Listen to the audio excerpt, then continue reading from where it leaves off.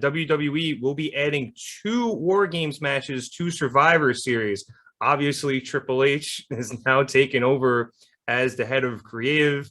And Chad, as we know from our NXT days, he fucking loves War Games matches. We've had a bunch of great ones on the men's and the women's side of things down in NXT.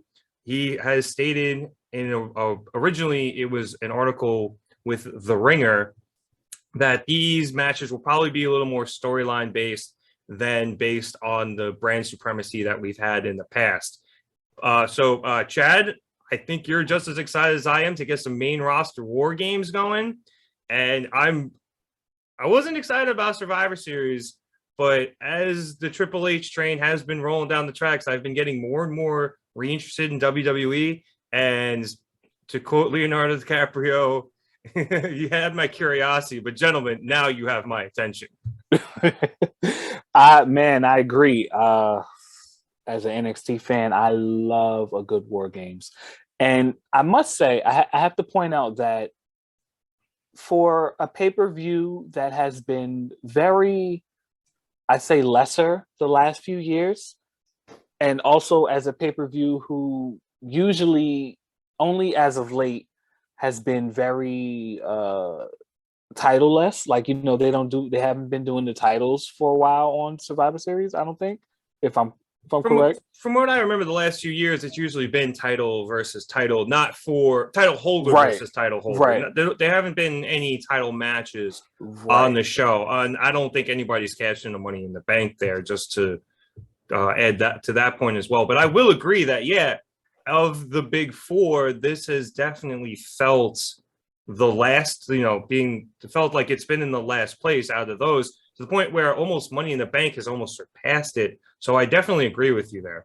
Yeah, absolutely. It's been almost the redhead stepchild for the last, I don't know how many years, because everyone knows. The Hornswoggle of the big four. Yeah, absolutely, the Hornswoggle. Everyone knows my time is fucked up here. But yeah, so I think adding these War Games matches is going to absolutely make the pay-per-view pop now. I think it's going to be a great experience. Hey, I was a fan of bragging rights when it was a pay-per-view. So, I'm not complaining. I just felt like if they did something interesting, the pay-per-view would be fine. And now we have something interesting. So I really can't complain. I'm excited. Yeah, there were some good Survivor Series matches in the last however many years, and there were some really exciting ones. You can go all the way back to, let's say, Team Cena versus The Authority was a pretty solid one, and that was a little while ago comparatively. When NXT came up and they were inserted into the matches, that led to a lot of cool dynamics, and NXT did very well that year. I think there was the year Raw pretty much swept SmackDown. Absolutely. Except the New Day. Let's not forget that. The New Day did win. And while there were good matches there, like, it just didn't hit right. Mm-hmm. It felt weird. And I'm trying to think. There was the one match. It was still Raw versus SmackDown. Like, Triple H inserted himself into it. And I think that was a big turning point, because I feel a lot of people were really excited about that match. And it fell. It might have been the same year when Raw pretty much swept. I'd have to double check that. But it fell flat. Like, everything that happened, all the really cool, like, face-offs that we were looking forward to. Like, I think Triple H and Bobby Roode was one I was really excited about, because they were similar wrestlers. They both had really nice spine busters. Yeah, they do. And just that whole thing fell flat. And ever since then, I feel like it's kind of been going downhill repeatedly. I'm trying to think. Another good one was the original Team Raw versus Team SmackDown. Yeah, when they first started it. Yeah, when they first started it, that shit was started it fire. Again.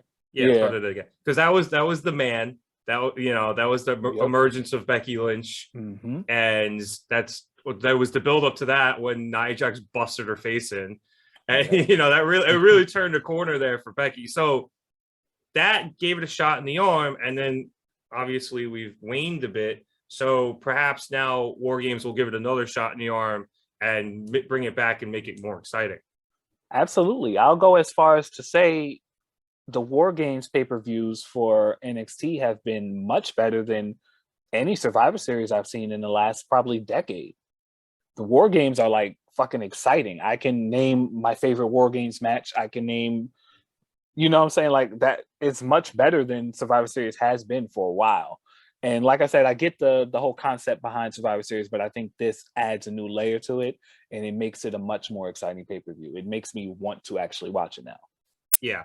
Plus, now we're using storylines again, at least for these war game matches, and it's not brand supremacy. We're going to kind of lose the whole, because this is where I think this brand supremacy thing really died. Oh, I just joined this roster, and now I'm going to go kick the shit out of the other one.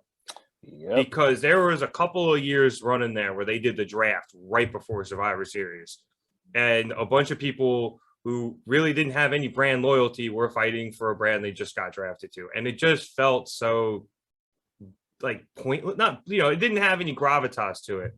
Right. You know, where if you had it for a year after the draft, all these people were on this brand and they loved it and they were fighting for it. That makes sense. That's why the first one where they brought it back, that where I was just talking about with Becky Lynch and everything, that's why that one, you know, it had a lot of gravitas to it, because the people over at SmackDown Live loved SmackDown Live.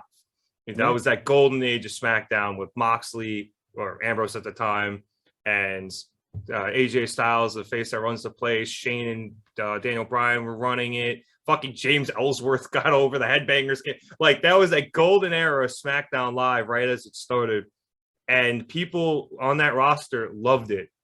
Yeah. And, you know, at least in kayfabe. And them wanting to fight for that, fight for that brand made a lot of sense. Then they started having the draft like 2 weeks before, and it just completely took the air out of it. So I think going back to more storyline driven matches, at least for the war game stuff, we'll see what they end up doing. But so far, Triple H has done a very good job in NXT of being able to mesh a couple of storylines together, or and make a good and compelling matchup for the war games match itself. Agreed. I think if we're being honest here, I know a lot of people will disagree, but I know it's going to take time, but just the layout of everything Triple H has been doing the last month alone, the last 30 days, has proven to be much more interesting than almost anything WWE has done in the last year. Which, I mean, of course, we've had not a high bar to clear, but I mean, not the whole, like the entire year. I don't want to hype it up, but I'm just saying the subtle changes and debuts or re-debuts or reintroductions and everything that's been going on lately. Triple H is really, really getting the product out the mud, and it's starting to shine a little bit, and it's starting to look a little better. So I'm gonna go ahead and trust him. Fuck it. Yeah, I do kind of hope they keep some of the champ versus champ matches, because I like those. Yeah, those are really cool, and I really, really want to see Gunther versus Bobby Lashley, as long as they hold those titles. Shit. So James would orgasm as soon as they both came out. So hopefully they keep at least some of those matches. Obviously, I think at the moment, a few of them can't happen. The Usos can't fight themselves. All right. And Roman's holding 2 titles as well. So that kind of throws that in the mud. But you can do the women's titles if you want, against each other. You can do the IC versus the US, which is what I really want.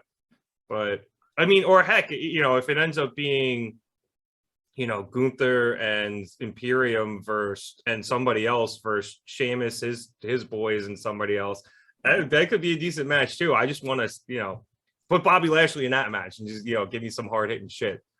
But I mean, I could do with a Roman Reigns versus Braun Breaker, perhaps.